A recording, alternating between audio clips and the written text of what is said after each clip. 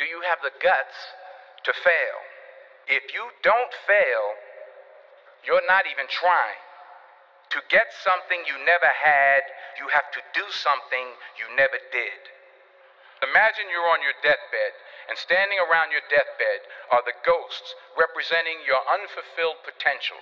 The ghost of the ideas you never acted on, the ghost of the talents you didn't use. And they're standing around your bed, angry, disappointed, and upset. They say, we came to you because you could have brought us to life, and now we have to go to the grave together. So I ask you today, how many ghosts are going to be around your bed when your time comes? Hi guys, welcome to another video. This is awkward. I rarely do talking videos, but this was highly requested, so bobian. In today's video, I'll be sharing my 4-year Nanyang secondary school life experience, giving you guys secondary school tips, and sharing with you guys how I improved my grades from an E8, C6s to solid A1s. I understand that many of you have just finished PSLE and actually just got your secondary school admission results. For me, I actually did not want to enter Nanyang in the first place. I remember in P6, my Chinese teacher asked like the entire class, oh, what school do you want to be in? Like, or get into? And everyone was like, oh, Nanyang, Hwa Chong, RGS. I said NJC. No shade, nothing against NJC, but alas, Nanyang was just meant to be, you know, destined. Yeah, so I actually entered Nanyang through DSA. I DSA'd with my friend for fun. I got in. So yeah, I went to Nanyang. In general, I would say that Nanyang is an amazing school. Like, the food was super, the canteen food is amazing. Oh, chef's kiss. The campus is super freaking pretty, and Nanyang has just a lot of fun activities, and it's an amazing place to be at. Nonetheless, I feel that every school has its own flaws, and not everyone will thrive in Nanyang. Nanyang has a very competitive environment and culture, and everyone is super freaking smart. For me, I was in like one of like the quietest and smartest class all 4 years in Nanyang, and I must say that it can get pretty stressful. Like, during our breaks, you will just see your classmates revising for like the next chapter or like doing homework, and like there are a lot of fitful people who will like go off for their morning runs or like run during break and make you feel a little bit sad for your fat self. It's okay, body news reality, everyone. Anyway, yeah, you either develop like a resilient mind against all like the stress in Nanyang, or you kind of like die or burn out. But I believe if you have forgotten, if you are able to get into Nanyang or are already in Nanyang, I believe that you eventually adapt and get the hang of things over here, and you'll be able to do well. If you are a graduated P6er here that is going to like go into Nanyang or go into your secondary school life, trust me, you have it easy compared to Sec 1. Sec 1, P6 to Sec 1 is a huge jump, and honestly, to the Sec 1s who think they have it hard, you don't. And I think my JC self will also be telling myself right now that I have it easy, but oh well, that's life, I guess. So yeah, really do expect like that academic gap between P6 and Sec 1, and don't be too worried or scared if your grades drop, because that's completely normal.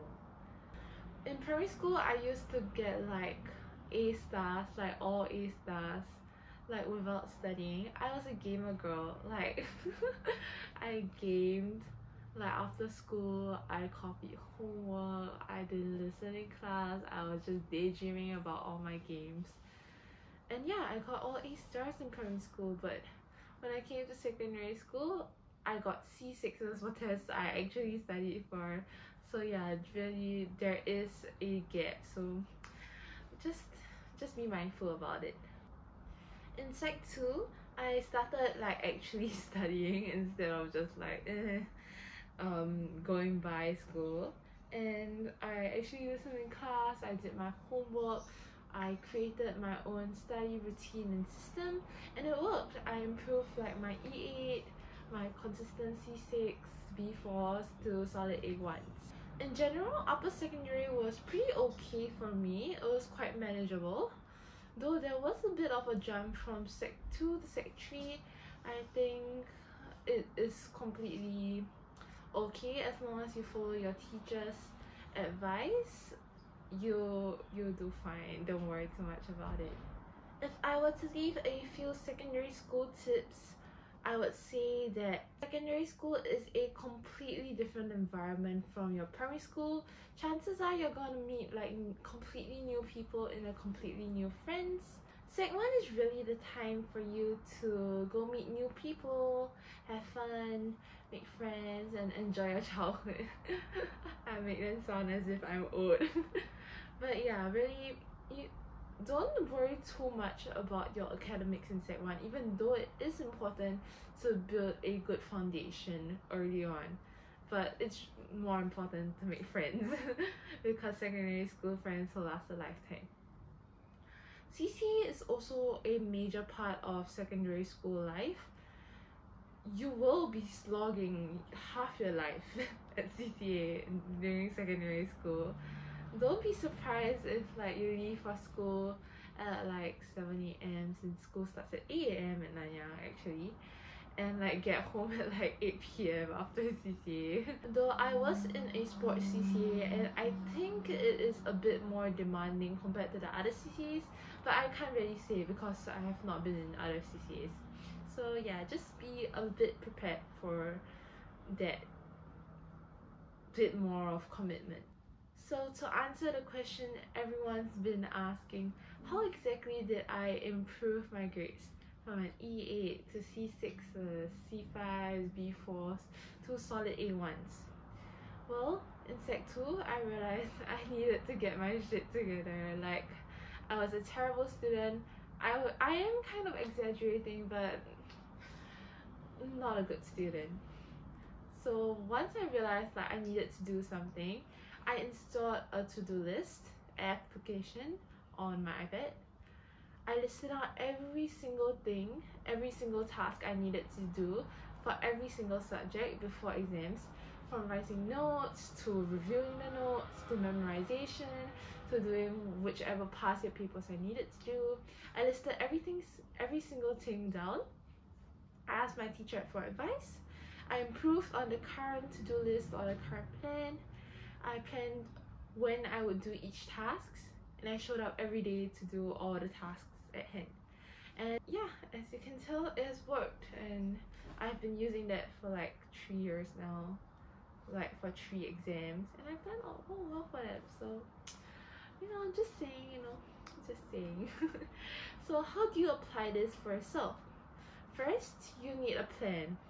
If you know me, I love planning, so will you learn to love planning. Look back at your grades or whatever you have learned from the subject, whatever feedback you have gotten from the subject. Ask yourself, what areas are you weak at? Which areas are you slightly better at? Take more time to improve the areas that you are actually weaker at. Ask your teachers, what can you improve on? If you come to Nanyang, trust me, Nanyang teachers are amazing. I cannot express how much love I have for them. Most Nanyang's teachers, or I think other secondary school teachers have this as well. We have these consultation slots, like time for you to meet the teachers, where like you can book consultation slots with your teacher. It's basically like one-on-one tuition. So very good. You should definitely utilize that when you're in secondary school. Most students actually book consultation slots like just before exams, but I would recommend going for consultations like bi-weekly to monthly for subjects you are slightly weaker at, so that you can actually like consistently, actively like work on the subjects you're weaker at and see your progress. So once you've identified all the weaker areas you've asked your teacher what you can do to improve on, start to improve your current to-do list and schedule to achieve your set study goals. Next, create a system. One is a daily study routine, like a daily study system, and two would be your exam study plan or system. I've actually shared like how I study for exams or like my exam study plan on my studygram. You can go check that out. I'll leave the link in the description or somewhere over there. As for a daily study plan, the first thing you want to do is to do like calendar blocking or to-do list or whatever. Just look at your schedule, see what you need to do for the day, where you'll be at, whatever, and find like a free time slot for you to study. It'll be great if like this time slot is like consistent every day, or if you study at the same location at around the same time every single day. Then show up and do it. To give an example, I'll show you my daily study routine when I was studying for my final exams in Sec 2. So I was not that insane in Sec 2. I did not wake up at 5 a.m. So I will wake up at around 6 a.m. every day. I'll get ready for school and I'll leave for school at around 7 a.m. and I'll play volleyball in the hall. So classes start at 8 a.m. I would have classes until around 2:30 p.m. to 3:30 p.m. Then I will either go for CCA from 3:30 to around 7, or I will be studying from around 2:30 or 3:30 to 7. After that, I'll have dinner and then I'll be back in bed by 9 p.m. On days with CCA, I'll maybe like fit in a bit of a homework study slot at like maybe 8 to 9 p.m. So that was what my everyday looked like for me. So I had consistent study time slots so that I would get used to studying at those times. Also, if you feel like, oh my god, she's saying like CCA takes up so much time. I mean, yes it does, but don't worry too much. CCA usually pauses before like our exams to give us enough time to study for our exams. So don't worry about it, you'll be fine. To give another example, for Sec 4 for my final year exams, I woke up at around 5:30 a.m. every day, read my morning rep over here to get into the zone, and started 30 minutes of revision for the day, and that boosted my productivity levels for the day like massively. Speaking of morning rep, if you want to improve your grades for like English, general knowledge, language arts, humanities subjects, whatever, morning rep is a great place to start. Morning rep is basically like an online email newsletter that is delivered to your email around every other day, and it basically informs you about the latest financial news in a simple, casual, easy to read manner. If you're wondering how like the financial world has any relation to do with your grades, trust me. Trust bro, it does. The movements of the financial world is so similar to the movements of the real world. It's almost as if they're related. If you take a quick look at this morning rep, I'm sure you'll understand.